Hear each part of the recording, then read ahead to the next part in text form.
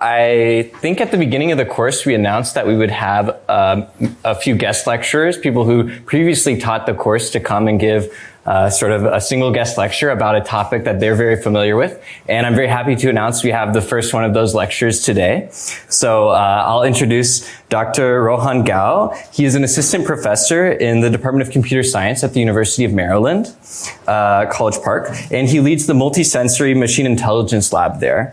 He was previously an instructor for CS231N from 2022 to 2023.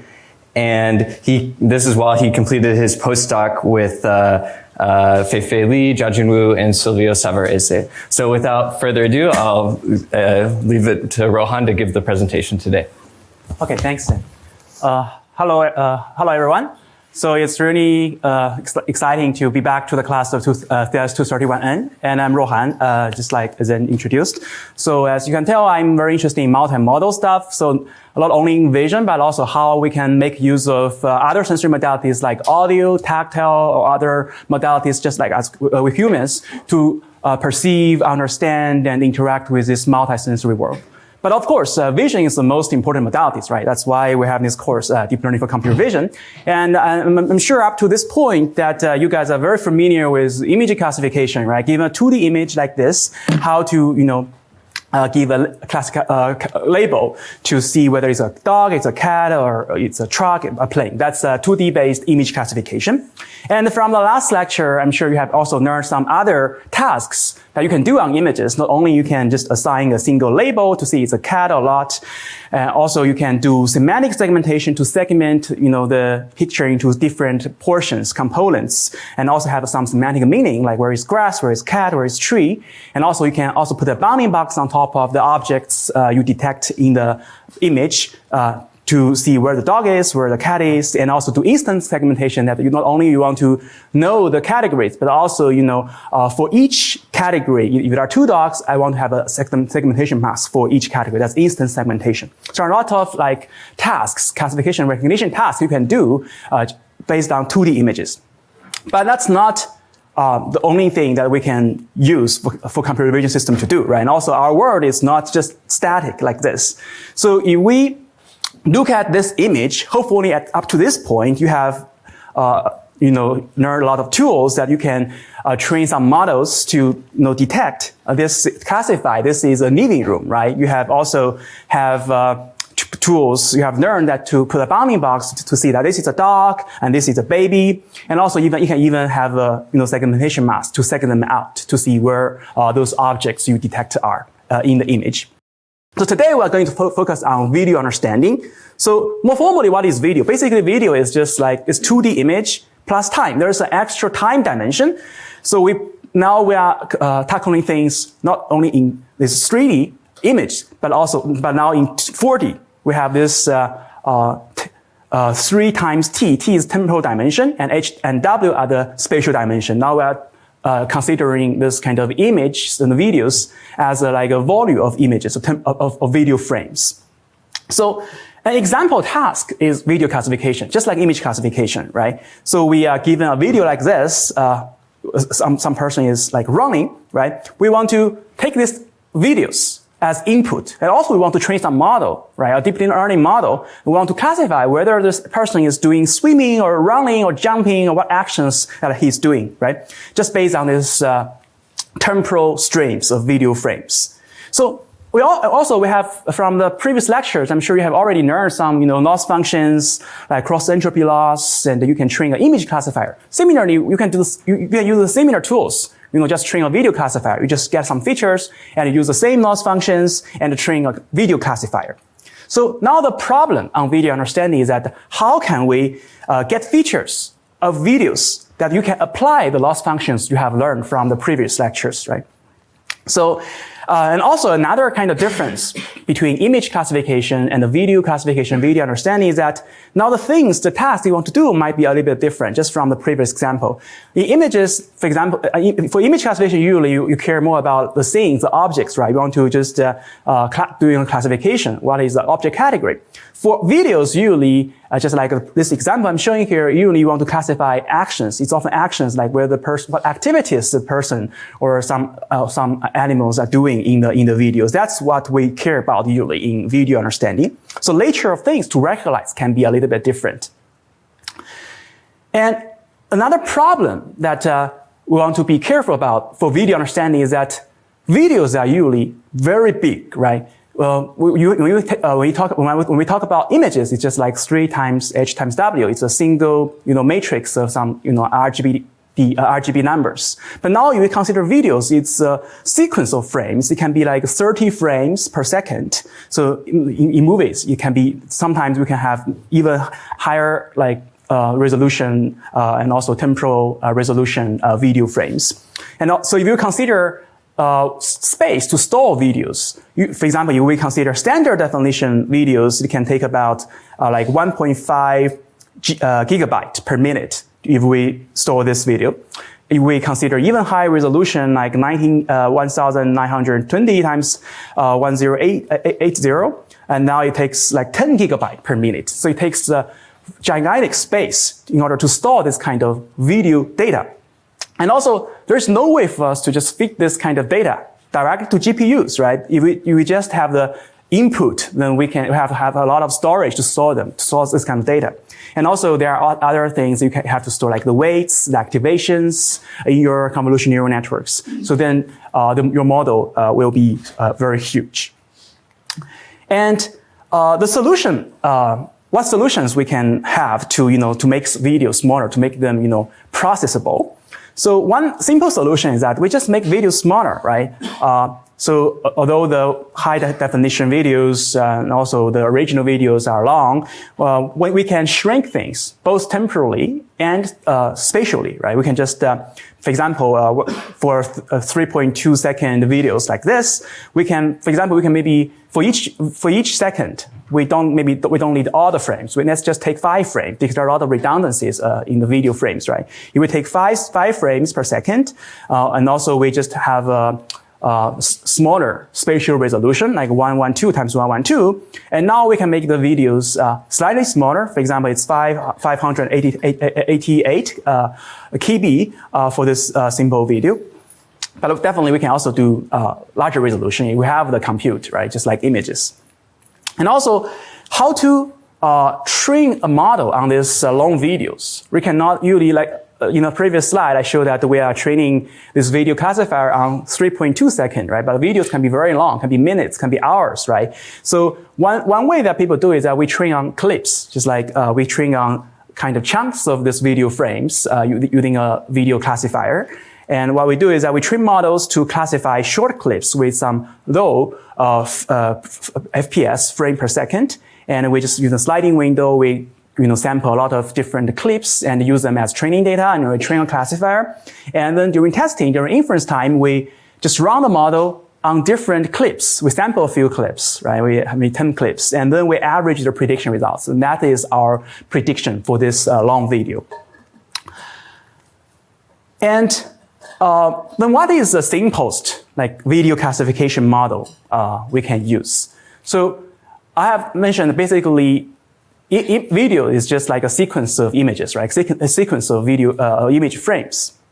So one simple thing is that we just treat them as images, right? That's the simplest kind of tool we already have, right? We just run single frame convolution neural networks because we already have all the tools, right? We have learned that we can train an image classifier. If we just take our image classifier to just run on top of those kind of video frames, to treat them as images, we can indeed get decent predictions, right? Especially like a video like this, you can see that there are not many changes across videos, right? The person is running, maybe there are some different movements on the body, but generally it looks pretty similar, right? You run an image action classifier, and on every frame, maybe all of the frames will tell you it's running. And if you average the prediction results from each image, each video frame, then you will predict running for this particular video.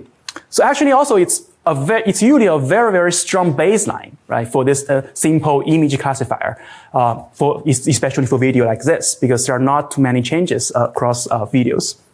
So if you are trying to design some video classifier, you should always run this first, because that's kind of simple things to try, and maybe you can already get pretty decent results.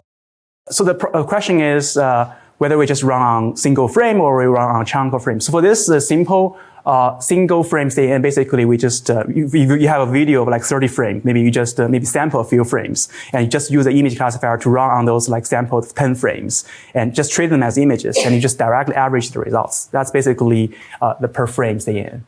So I think you asked a very important question is how to sample the frame. That's a very key question because we're given a giant, I'm talking about we want to sample some frames and want to run a CNN on the frame. So how to get those frames? So that is actually also an active area of research. One simple way is that you do random sampling. If you have a 1 hour video, I don't know where the interesting part, where the important parts are, right? We just sample maybe every 1 minute I sample one frame and then I run an image classifier, average the results. But obviously maybe this is, it gives some good results, but maybe this is not the smartest way to do the sampling. So there are other methods trying to propose smarter sampling strategy. Maybe you can sample one frame. You can then use that decision to decide where else to sample. I actually also have some examples later in the later lecture slides.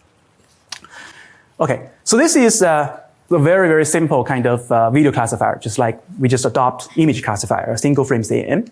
And similarly, just maybe we take one step further. Instead of directly just run single frame CNN and average the prediction results, maybe we can do some fusion, right, across the features on the using the single frame CNNs. So this is often called late fusion. Basically, the idea is that we still take some 2D CNNs and we have some input, maybe T frames.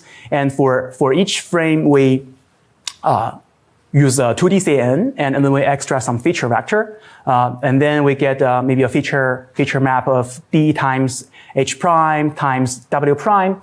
And then we get, because we have T frames, right? Then basically we have T feature maps.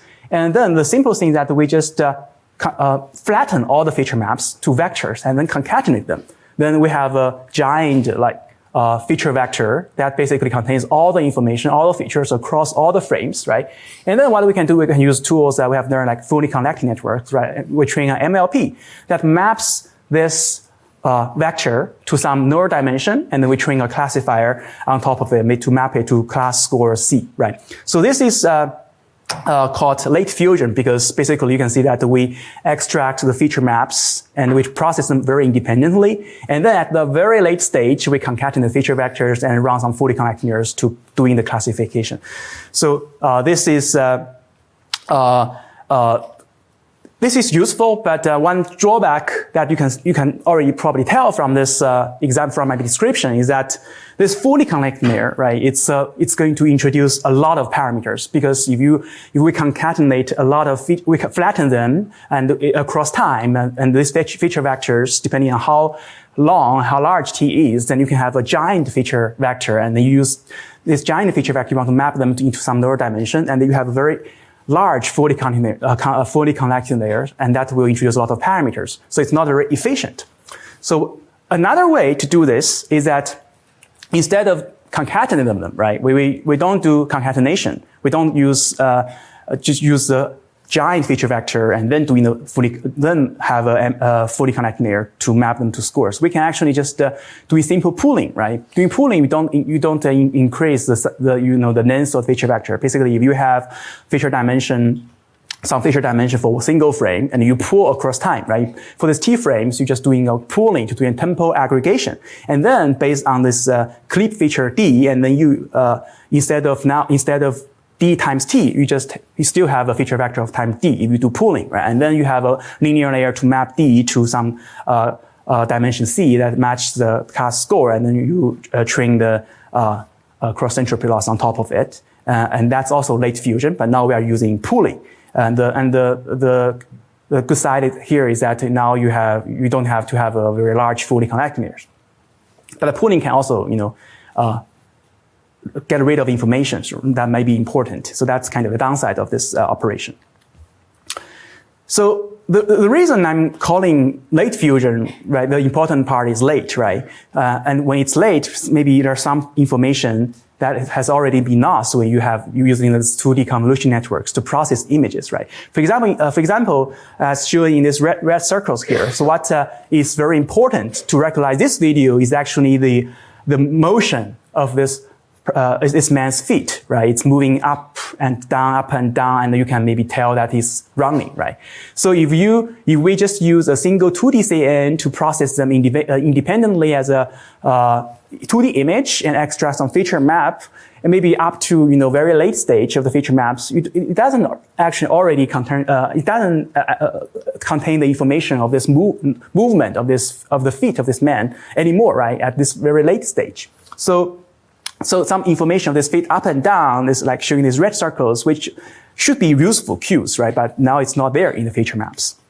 The intuition is that if you extract features from the early layers, right, it's very close to the original video frames. So it will be, there's a larger chance it will contain this low-level kind of information, this movement, like from the video frames, right? And also if you concatenate them or pull them, it will across time, it will analyze the motion across time. But because we are processing a lot of convolution pooling up to a late stage, usually at a very late stage, it contains more high-level information, like semantic information, instead of this low-level motion information. So that's why it's most likely it's lost there. So that's the downside of late fusion. So instead of doing late fusion, then we can do early fusion, right? So to do early fusion, if we want to make use of the feature vectors more closer to the actual video frames, we can just take this input and then we directly reshape them to 3t times h times w, right? We just directly aggregate the information temporally from the very beginning. And then we use some 2D convolution, the first 2D convolution here, just directly map them from channel dimension 3T to D. Basically, we use the 2D convolution to process this temporal information in the first layer to map the channel dimension from 3T to D to process the video frames of all the information from the frames in the very beginning of the convolution neural networks. And the rest of the network is then in standard 2D CNN, and the only difference is that now we destroy and collapse all the temporal information into a single using a single layer, and then the rest is just like image classification, and then you're doing this classification using standard cross entropy loss. For each frame, we get a features like D, right? And each frame, each single frame will give you a feature D. So you have T, this feature vectors D. So for pooling, we are pooling over the features. Basically, we can do mean pooling to average the features, or do max pooling, we max over the features. Then after that, we still get a feature that's D. So it's pooling over the features, not the frames. Okay, so that's early fusion.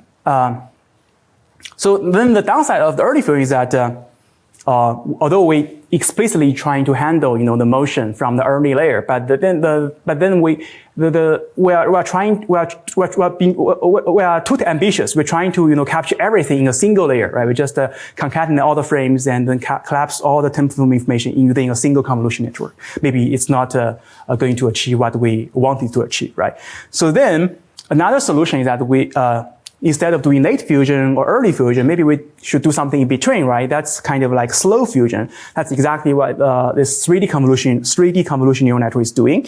So the intuition is that we want to use this 3D version of convolution and pooling. We want to slowly fuse information over the course of the network. Instead of doing it at a very late stage or at a very early stage, we gradually shrink over temporal dimension and the spatial dimension to get these 3D feature maps. So that's the idea of 3D convolution neural network. We just use 3D convolution and 3D pooling operation. So what is 3D convolution and 3D pooling? So you have learned the 2D convolution, right? For 2D convolution there, basically, if you take an image like this 32 times 32 times 3 image, and if you use 2D convolution, basically you have learned that you can for each kernel you have this filter, right? You can have like this convolution kernel that is maybe 5 times 5 times 3 that runs like in a sliding window approach, just slides across space and goes all the way in the depth dimension, right? So then for each computation, you map that to a single value in that final activation maps, and then finally you obtain this activation map of 28 times 28 times 1 in this case. You convolve over all spatial locations, right? And map this channel dimension, the depth go all the way over the channel dimension, and then map from 3 to 1 in this case. So that's 2D convolution. So the difference is that for 3D convolution, now we just have one extra dimension. So here you can think that here the input is c times t times h times w, right? The extra thing is this t dimension, that is a temporal dimension. So, but what I'm showing here, because we can only show things in 3D, right? We cannot show things in 4D. So there's actually one dimension that is not shown here, that is the c dimension. The channel dimension is not shown here. So you can think that for each grid point in this feature map, there are many features. There are c features in that grid point. And then for this 3D convolution, basically, if we are talking about like a 66 times 6 times 6 convolution, basically have one extra dimension. Now instead of slide over, the spatial dimension just in the h and w dimension over the images, now we are sliding over this cube, right? We are sliding over this cube of dimension t times h times w. So it includes both the spatial dimension and the temporal dimension. And also it goes all the way along the channel dimension. So then it will gradually, you can, just like 2D convolution. The other part is just like the 2D convolution. It's just we have this extra dimension, and then you get the 3D 6 times 6 times 6 3D convolution, and maybe another layer of 5 times 5. And finally, after you process doing these 3D convolution operations, and you flatten the feature vectors, and then you use the 4D connect layers to map them to the class scores. So that is basically the idea of 3D convolution. So let's walk maybe through some toy examples to better understand it, to compare the early, late, and the 3D convolution neural networks, right? Just to give you a flavor how it works. In practice, actually, definitely, the network can be much larger and more complicated. But here, I'm just trying to show that a toy example to walk through, the size of the feature maps and also the receptive field to give you a sense about what's the difference between early fusion, late fusion, and 3D convolution neural networks. So for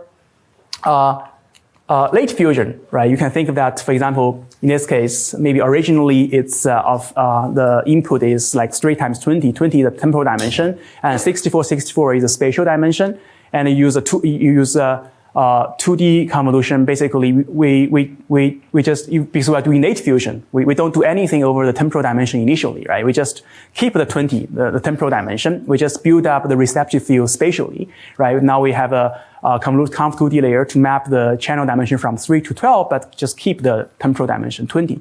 And then gradually, maybe we use some pooling layers. Still, we didn't do anything with the temporal dimension, so it's still 20, right? But because of the pooling operation, we build up the receptive field in the spatial dimension. And then gradually we maybe use another conv 2D layer, and now the feature map is 24 times 20 times 16 times 16, and we gradually increase the spatial receptive field, but we'll still keep the temporal dimension 20. So we didn't do anything over the temporal dimension. And finally, just using a single, like a global average pooling, we pool across the feature maps 20 times 16 times 16. So we pool over both time and the spatial dimension. And now we get from this 20 times 16 times 16, we get a 1 times 1 times 1 feature point, right? So basically we collapse everything in a final single layer, and we build up the temporal receptive field in a single layer. So that's late fusion. So then for early fusion, what's the difference? So now instead of building slowly in space, all at once in time at end, now we are building slowly in space and all at once in time at the very beginning, right? So the input is still that 3 times 20 times 64 times 64, but now we're just using a single conv 2D layer. Now we just treat this 3 times 20 as a single, the channel dimension. We just map everything, this 3 times 30, just treat all of them as channel dimension, and then map them to 12. So basically, we use a single convolution layer, 2D convolution layer, to map, to collapse all the temporal information from the very beginning. So we build the temporal receptive field in the first layer. So now the temporal receptive field becomes from 1 to 20, and then the spatial receptive field gradually builds up. And we use pooling and conv 2D to build up, the spatial dimension just as late fusion. And finally, we use a global average pooling. Now with global average pooling is only just trying to, doing the averaging, doing the pooling across space. So we build slowly in space, but all at once, at the very beginning. So that's early fusion. So then what is 3D convolution neural networks? So for 3D convolution neural, basically we build slowly both in space and time. So that's why we call it the slow fusion. So the input can still be like the same, 3 times 20 times 64 times 64, but now we are using 3D convolutions. So we, in the first layer, we just, to map things from 3 to 12, but we also just keep the temporal dimension in this case, and we build up a little bit temporal receptive field and a spatial receptive field. And then we use a pooling layer, and then like 4 times 4 times 4 pooling layer, and then we pull a little bit of the temporal feature and also spatial features, and then we further build up both the spatial and temporal receptive field. And we have another conv3D layer, and then to further build up the spatial and temporal receptive field. And finally, we're using a global average pooling, but now we're pooling over this 4 times 16 times 16 feature map, and then to further increase the temporal and spatial receptive field. So we are building up gradually in both space and time. So that's kind of the difference between early fusion, late fusion, and 3D convolution neural networks. So you can see that for the early fusion and 3D convolution neural networks, so both of them build receptive field over time, right? But what's the actual difference? So let's look at it more closely here. So if we think of it as like a feature vector for each spatial grid point. So the conv filter, if it's 2D convolution, right? For this grid point, it will consider all the temporal along the temporal dimensions. T is equal to 16, right? So it is local in space, but extends fully in time, right? That's like the filter in 2D convolution neural network. But what is the problem? Think about it. So if we directly just go all the way through time dimension in this 2D convolution, what problem is going to happen? So the shortcoming of that is that there will be no temporal shift invariance. It's because the filter now extends fully in time, right? So if we want to learn some like global transition in color of different time, for example, if we want to, because it's a video, right? When we recognize temporal information, if there are some changes from like blue to orange at different time step, maybe there is some change that is happening at time step 4. There's another same change that is happening at time step 15, but it's the same change, like from blue to orange, right? If we go all the way through time, the filter extends fully in time, then if we want to learn the global transition at different time, then we have to have a whole separate filter in order to learn this, right? So we have to, learn a different this kernel in order to learn these different transitions across at different time step. So there is no temporal shift invariance.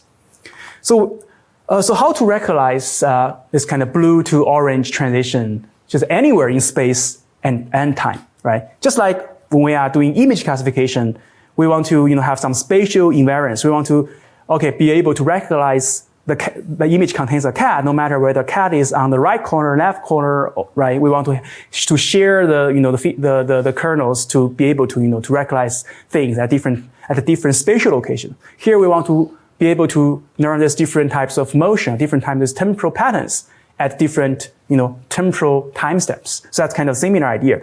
So then that's exactly the benefit of 3D convolution neural networks, right? Now, instead of extends fully in time, right, in this T dimension, originally for this early fusion, T extends all the way in the temporal dimension, T is equal to 16. But now T is equal to 3. And we can slide over the temporal dimension, right? Just like we learned this spatial invariance using filter on local regions. Now this conv filter only span a local window in time and slide over in the time dimension.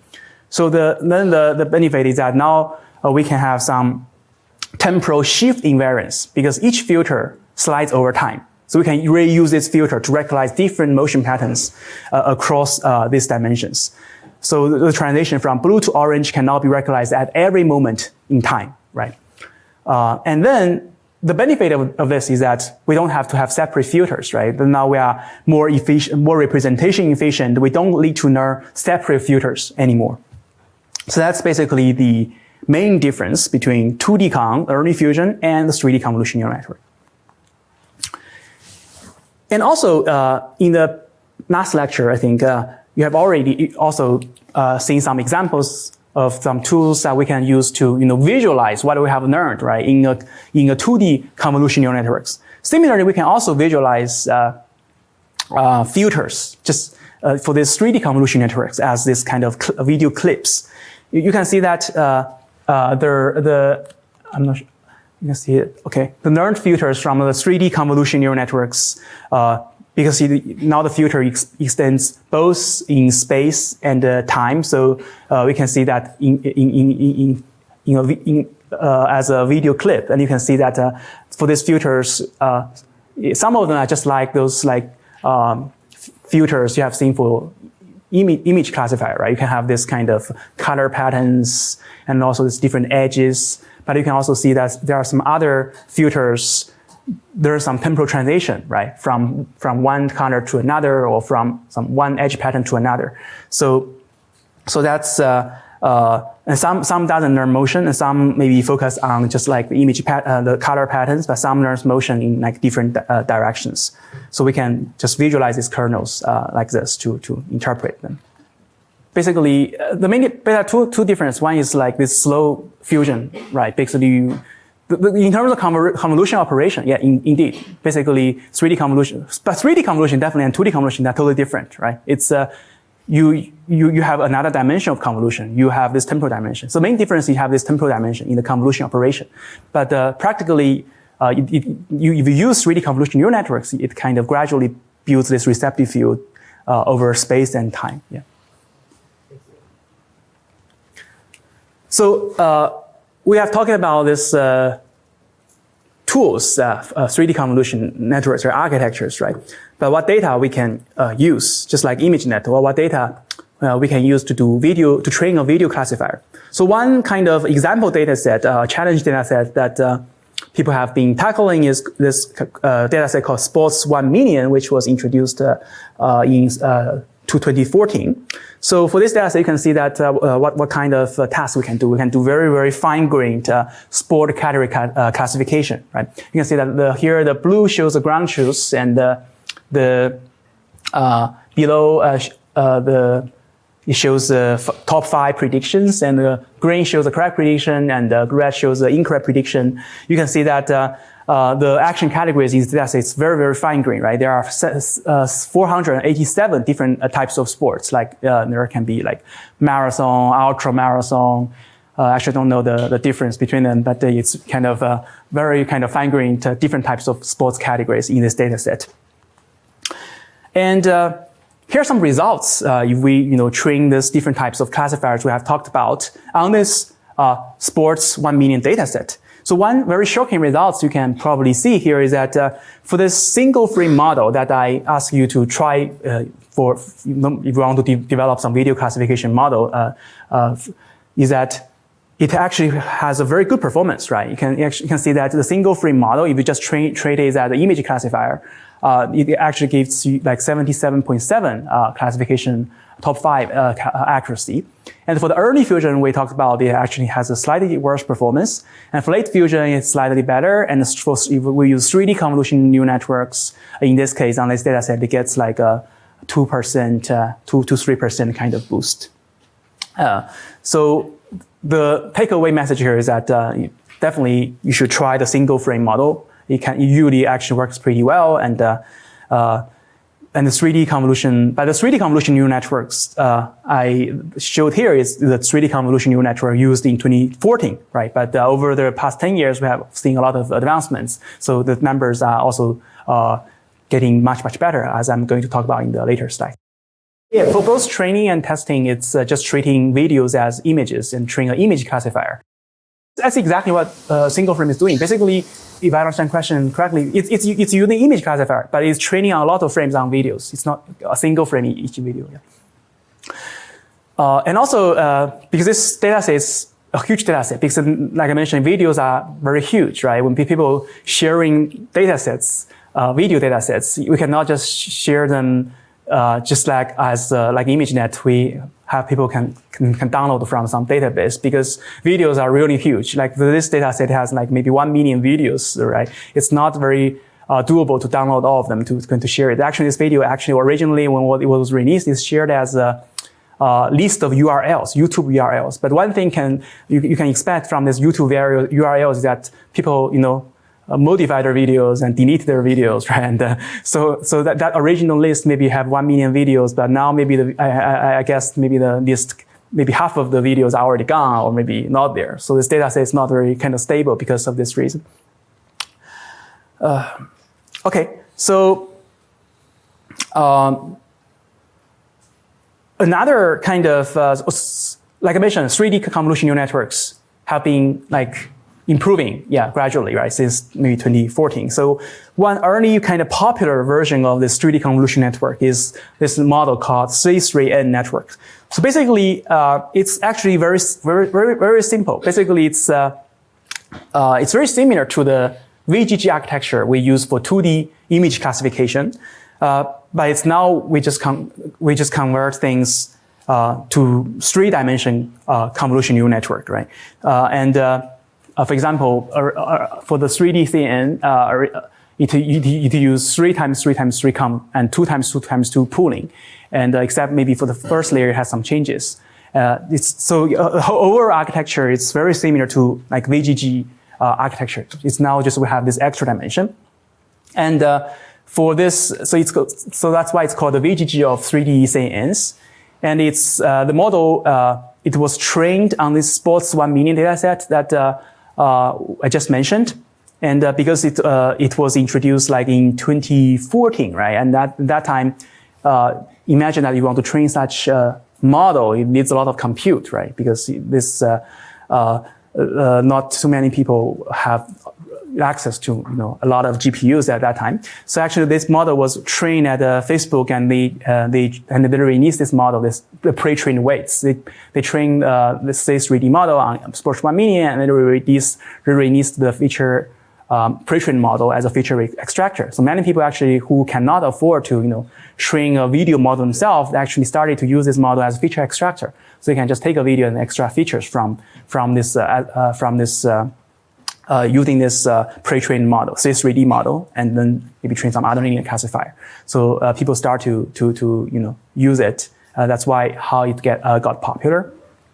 So the question basically is about when we're talking about what the video classification, about how many frames we should take as input in terms to extract the features. So basically for all these models we are talking about, we assume that we are just passing a clip, a predefined length, like 16 frames, right? And or 32 frames. They train a single model that always takes 16 frames or 32 frames as input. And there are other techniques we're going to talk about, how we're going to aggregate this kind of clip level kind of prediction. But for now, we're just doing clip level kind of feature extraction. So the downside of this 3D CNN is that it's very computationally expensive, right? Basically, we just directly, in a brute force way, we just make this VGG kind of style from 2D to 3D. And you can see that for AlexNet, for this G flop, basically what it means is that it's the giga flops. It's trying to measure how many floating point operations you need for a single forward pass. Basically, just trying to measure, whether the network is efficient or not. So for AlexNet, it takes 0.7 G flops. For VG16, it takes like 13.6 G flop. But for CS3D, right, you're directly doing this kind of mapping from 2D to 3D, now it takes like 39.5 G flops. So it's 2.9 times VGG. So it's not very efficient, right? So that's the kind of the downside of this kind of network. And you will look at the performance on sports 1 million. This just 360 now gets about like 4% gain in terms of its top 5 accuracy. So this is just like one example of the 3D convolution network we can do, right? But there definitely can be other things, right? We are talking about a lot of tricks that we can do for 2D image classification, right? We can have these residue connections like you have seen in ResNet, right? But definitely we can also do that, just improve, say, 3D to adding some residual connections or other techniques we talk about in 2D convolutions. And indeed, there are also a lot of work on trying to improve this different types of 3D video architectures, and also papers on that. But apart from that, let's think maybe a little bit more on whether we should treat space and time in a separate way, right? Because that indeed very different things, right? Spatial kind of information, temporal information. So maybe we should actually explicitly trying to model things that exist there temporally, that is motion, right? So humans actually can do incredible job processing motion. So maybe take a guess what actions the humans are doing here in this simple video. You can say it out if you want. What's this? Seating.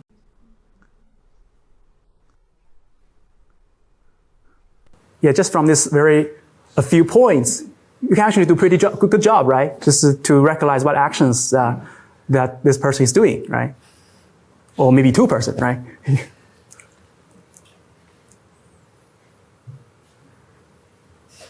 Yeah, now there are not any appearance information, right? Just a few points, right? Just motion. We can actually have a very good understanding about some activities that is going on in these videos, right? So so that's why how we process appearance and motion might be very different. Maybe we should have separate kind of networks to process them, right? So indeed, that's kind of motivation for this work that was introduced in 2014, and they are trying to propose a two-stream network to process appearance information and motion information separately. So basically, one way to explicitly measure motion is to use this concept called optical flow. So for optical flow, basically the idea is that we want to measure the motion, the changes of the motion of the pixels in adjacent frames. Basically, for the first frame, for every pixel, how it's going to move in the second frame. So it calculates the velocity for points within the frames and kind of provides an estimation of where the points could be in the next frame sequence. For example, in this case, like for frame t and t+1, basically this flow field, right? There are two dimensions, and tells where each pixel will move in the next frame. So fxy is equal to dx dy, and then the it+1 x plus dx, that's where the pixel in the next frame is equal to itxy in the current frame. So it's trying to measure a way to explicitly measure motion of the pixels, right? So there are many papers actually ongoing research and also how to actually compute optic flow given a pair of frames. There are ways to make different types of assumptions, like some work assume the optic flow just assumes brightly stays constant as things move, and they're trying to propose some techniques to compute this optic flow. But once you get it, it basically captures the motion information for two adjacent frames. And also because there are two dimensions, right? Because it's trying to capture how pixels move horizontally and vertically. So you can actually also visualize it separately. You can visualize it, the horizontal motion, horizontal flow, dx, and also you can visualize the vertical flow, dy. You can see that there it captures some, horizontal motion and the vertical motion. So it captures this kind of low-level motion cues. So once you have a way to capture this kind of motion cues as optical flow, then people trying to, propose a two-stream networks to train a motion classifier and appearance classifier. So this is a famous two-stream network for action recognition. So basically, it has a one single frame model that's doing appearance classification to tell what action it is, and then you have a separate stream that's the temporal stream convolution that takes this multi-frame optic flow for every two adjacent frames. It computes the optical flow map, and also it separately treats the horizontal motion optical flow and the vertical flow and stack them together, and then they process them using a temporal stream convolution neural network, and then make a prediction, and then they aggregate the prediction results for both the motion stream and the appearance stream to get a final prediction. So that's the idea of this two-stream network, and it actually works pretty pretty good. It's on another data set called UCF101. There are 101 action categories in this data set. So you can see that one surprising thing you can see that is that using only motion actually works very well. It's surprisingly well, right? You see the performance of 3D convolution network, and spatial only, that's only the appearance stream, and the temporal only, that's the motion stream. You can see that motion stream actually works much better compared to the spatial only stream, right? The appearance stream. So my hypothesis is that it's less easier to overfit because for the motion there are a lot of like background information which may be not important for the background for the action classification, but for the motion stream, it actually contains the key information, right? The movements, which are less easier to overfit. Actually, can get better results on this data set. So far, we have been talking about short-term structures in videos. So, and also we have earlier, I think the folks asking about how many frames we should use actually to doing the classification, right? So definitely it's very important to modeling the long-term temporal structure to recognize more distant in time, right? So we already know already have the tools to handle sequences to use recurrent networks, right, to process a sequence of words to doing some it's like caption tasks and some prediction tasks, right? So we can also use similar like tools, right? It's just recurrent neural networks. We just have a convolution neural networks, right? We can no matter whether it's a single frame convolution networks to get a 2D feature vector or use a 3D convolution network to get a feature vector from a clip. But if we have a much longer video, we can get a feature vector and then we just use like the RNNs or LSTMs we have talked about to model the long-term temporal structure, right? We just process the local features using these recurrent networks and make a final prediction at the last time step, right? We want to do a single video level classification. We're just doing a many to one mapping, right? One output at the end of the video. And we can also do like one-to-one mapping, like we talked about, right? So for each frame, we can make a prediction. Maybe there are some predictions we want to make for each video frame, and we can also get this output from like LSTM or recurrent neural network. And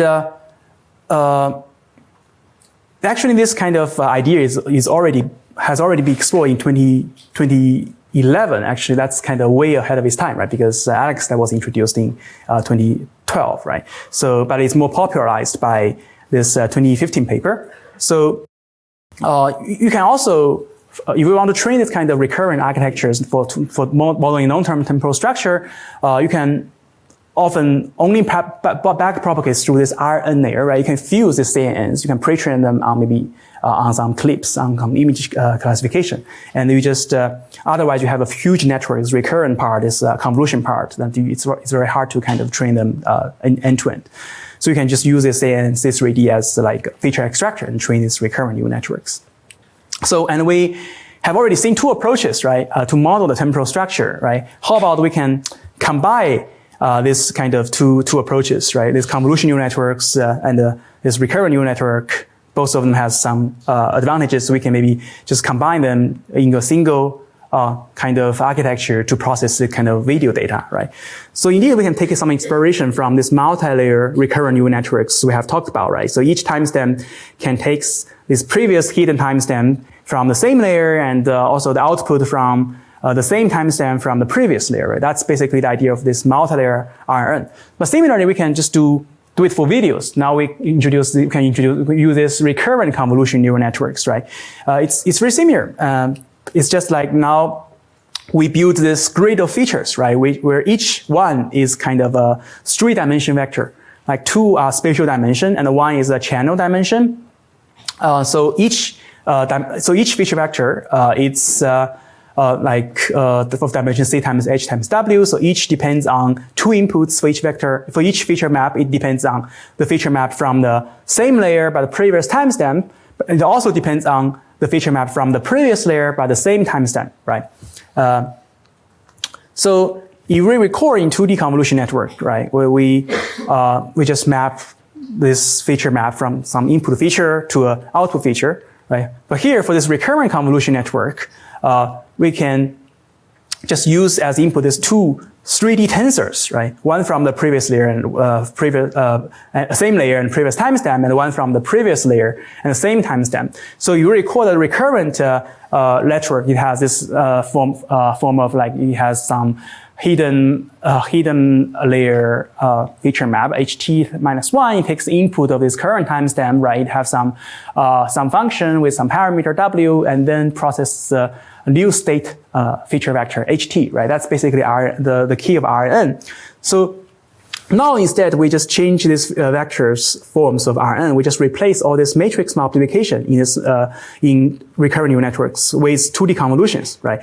Now we get this recurrent convolution neural networks. So you have the feature map, you do 2D convolution. Instead of have this matrix multiplication, we get another feature map, right? And for features from the previous layer, same timestamp, we also do this. And then we use after doing this 2D convolution, we add them together, use another 10H layer, and we get the feature map for the current hidden layer. So that's basically the idea of the recurrent convolution neural network. Basically, we combine convolution operations and recurrent operations. And we can also actually do this for any kind of recurrent neural network variants like GRUs and LSTMs. Maybe you have already learned from previous class. And so now we can successfully combine the benefits of the two, right? We have this both spatial and temporal fusion inside this recurrent convolution neural network. So, but this model is not, was not used too much, and because there's one large downside of recurrent neural networks, which you have already learned, that RNNs usually are very slow, right, for processing non-sequence, and videos are usually very, very, very long, and you have to be processed in parallel. But RNNs are very hard to be parallelized. But there's another important model you have learned, like I think in the previous lectures, right? What we can do, we can also use operations like the self-attention, right, to process videos, right? For self-attention, you have this kind of queries, keys, and values, and you can use self-attention here as a standalone kind of operation to process images. Here we can also do it for videos, right?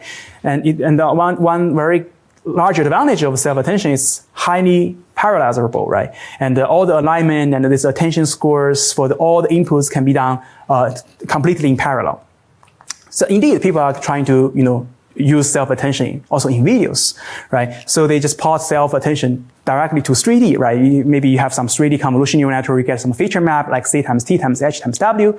And then you can, similarly, you want to get some query feature maps, right? You can use some 1 times 1 3D convolutions to change the channel dimension to map them to query feature map that is C prime times T times H times W. Similarly for keys, you get this feature map. For values, you get these feature maps. And then you want to get some attention weights, right? Basically, you're doing some transpose of this feature map from queries, and you're doing this vector-wise multiplication. You get a attention score for each query and key feature kind of pair, and then you can get this attention map and then use it to condition the values, right? And you can you can get another value kind of feature map. And then you can map them, use another 1 times 1 times 1 convolution to map them back to, the same dimension C, so that you can be concatenated with the original feature input. So that is a residue connection. So in total, you can see that it's very similar to the self-attention operations, but now we move things to 3D, and this is one block that is very independent. It can stand on its own, right? You can so you see in this paper, it's called long-local neural network. It introduces this kind of block, and it called it a long-local block. You can use it as a kind of building block for processing videos to do video understanding. For example, you can just add this on long-local blocks into existing 3D convolution neural network architectures, and to have some 3D CNN, have a non-local block, and another block of 3D CNN, and add a non-local block, and each non-local block basically is very powerful to fuse across both space and time, and finally you do into this classification. So, but one thing we haven't talked about is what is this 3D convolution neural networks? Right? What we should use here? So another a very kind of interesting idea that people have explored in the past that is, can we reuse the 2D convolution neural network, many successful architecture we have talked about, we have learned, right, directly to 3D, right? Can we just do some inflation of these 2D networks so we can, then we can get a 3D convolution neural networks. So for this work, it's called I3D architecture. The idea is that they just take a 2D CNN architecture. They replace each 2D conv layer, the layer that originally is of dimension kh times kw. But now we replace with a 3D version that is a kt times kh times kw. Right, they just inflate it basically, and they use it on top of the inception block, and then after they doing this inflation, then you have an architecture for processing videos, right? Directly just reuse the existing architectures, and also now we can transfer the architecture that works pretty well in 2D to work also in 3D, right? But taking one step further, people also have been trying things that not only we can transfer the architectures, but actually we can transfer the weights, right? Because we have already pre-trained a lot of architectures models on image datasets, right? Maybe we can actually reuse the weights we have learned there. There are maybe some good prior information. So one thing you can do is that you can just initialize the inflated CNN with weights trained on images. For example, you have maybe so originally, you have this 2D common kernel, right? You just copy the kernel by kt times, and you divide it by kt. And if you just, now you originally takes one single image as input. Now you take this video of 3 times kt times h times w as input.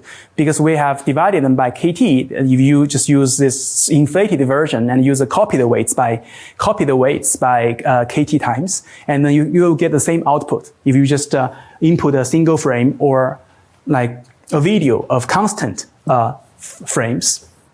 So now we have a way to recycle this kind of existing 2D image based on this architecture and weights from 2D image understanding. So and actually it works pretty well. So if you look at the performance, if you inflate them compared to this two-stream convolution network, it actually has better performance. And you can also inflate actually not only the appearance stream, you can also inflate the motion stream. So it actually gets some further improvements.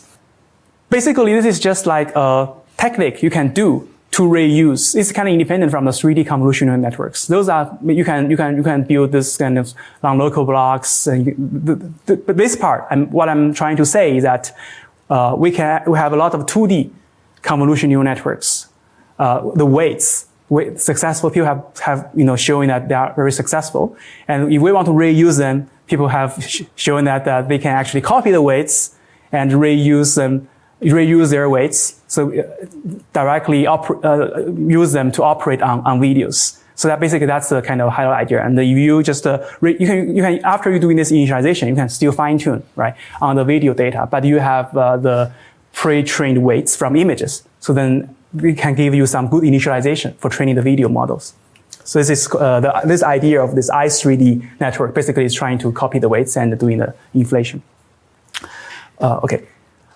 So this is also just one example of this video understanding model, and there are also many other video transfer model proposed for video understanding. That is, for example, there are some this work space-time attention. It's trying to do more factorized attention to attend both space and time, and also there are some other methods trying to be more efficient in terms of this transformer architecture, or have some this mask autoencoder you have heard about to doing more efficient, scalable video level kind of pre-training to doing video understanding. So I'm not going to talk them here in the class, but if you are interested, you can check out their papers, because there are also many progress has been made to have better, video understanding models. And if you look at the performance of progress that I think we started from like single frame model 62.2 for on this is another dataset, Kinetics 400. It's a large video dataset. And then you can see that for this video muscle encoder, now it already gets to 90% accuracy. So there are some other new transformer model has been proposed. So we are doing very well on classifying the videos. And similar to the image classification in the last class, we can also use similar tricks for visualizing video models. So we can take in this two-stream network as an example. We can randomly initialize the appearance image and the flow image, doing a forward pass and then compute the score, and then we can back propagate with respect to the score of a particular class, and using gradient ascent to maximize the classification score, just like we were doing the visualization for the image-based model, right? So then it's this way that we can visualize, doing some visualization, interpretation of what has been learned, right? So this is the left is the optimized image for appearance stream. Maybe it's hard to to guess what is maybe happening in the video stream. On the right, it's optimized image for the flow stream. One has like some temporal constraints to prevent the temporal stream to change too fast. So you can capture slow motion, and the other captures right motion. So you can guess what the action it is. Maybe in this case it's pretty clear. So what action is this? So this is weightlifting. You can see that maybe the middle one is doing some bar shaking, right? And the right one is doing some pushing overhead the motion, right? So it's indeed actually, you can see that this video models, action recognition models, are learning something about this motion. Okay, so far I have been talking about how we can classify these short clips, right? The swimming, running, but another very important thing is that other task is that this is called temporal action localization, is that not only we want to, just doing clip level or a classification, sometimes we want to localize, we want to do object detection, right? We want to localize where in the video the action is happening, right? So maybe sometimes the person is running, sometimes it's jumping. So there's another task. This is another class called temporal action localization. You can also use similar maybe ideas from like faster RSN, right? You can just generate some temporal proposals and then doing the classification. And also you can also do both, right? This is a spatial temporal detection. Basically, you want to localize not only in space, but also in time, where the action is happening in space, where the action is happening temporally. So this is another task called spatial temporal detection.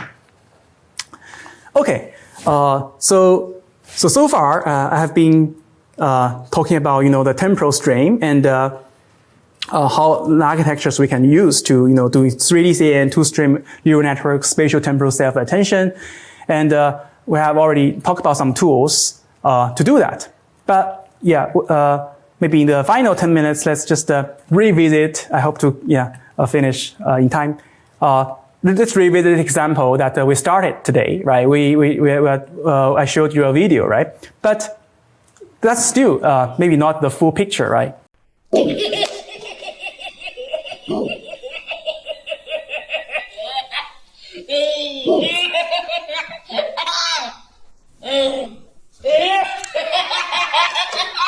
So we are looking at video, we are doing video understanding. There is another very important dimension that we have never covered till now, right? That is this, there's sound, there's audio, there's other modalities in videos, right? If we miss that ingredient, you lose a lot of fun, right? There's emotions you can perceive. There's another, interactions you can do if you combine this visual and motion.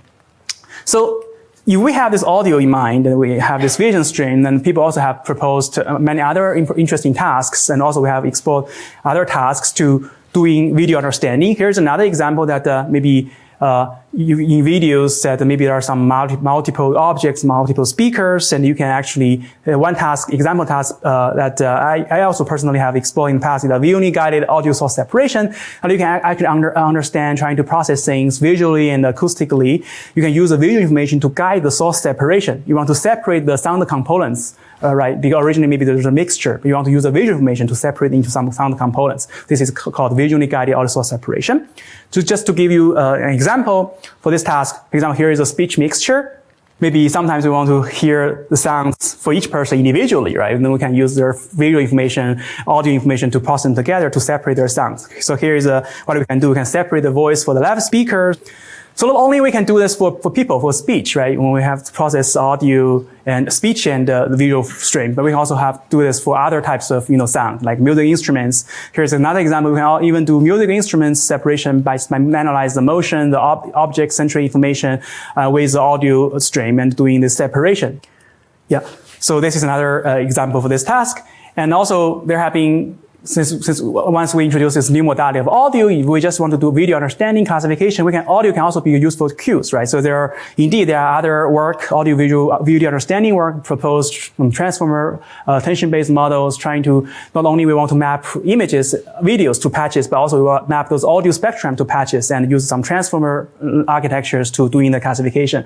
Or even we can do some, mask autoencoder style. We want to predict the patches for the images and also spectrograms doing video understanding. And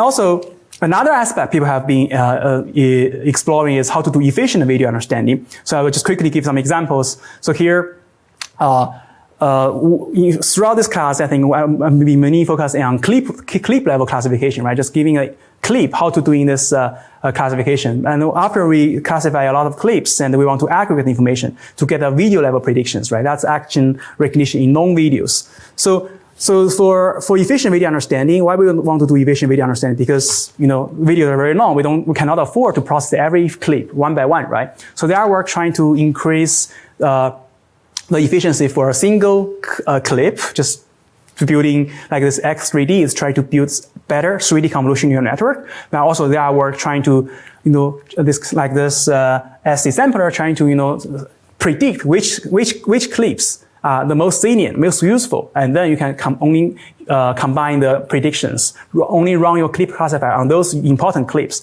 And also there are work trying to do impulsive learning, trying to, predict which modality we should use in order to doing this action classification. We can select whether we want to use video, how many video clips, or whether we want to use audio or other sensory data. So here's one example that we can also use audio, trying to as a preview mechanism. We can to predict where are the important moments, and then we use that as a guiding clue to process the clips and to average the results. So that's about the efficient video understanding. So that's also one area of research. So, and also nowadays there are people moving to VR and AR, right? These smart glasses, right? And for this, and also now in the future, I'm guessing there are a lot of like egocentric video streams. That's another aspect of video understanding. So not only you have this egocentric videos, but you also have this microphone array, multi-channel audios. So then you can, so how to doing better on video understanding from this egocentric, multimodal egocentric video streams is also a hot topic. Maybe we have explored that we can do process these video streams, the audio, multi-channel audio, and the vision information to doing, to predict who is speaking to whom and who is listening to whom. Imagine whether in the future you wear this smart glasses, you want to use it to help you to understand these different types of social interactions, right? So that's egocentric video understanding.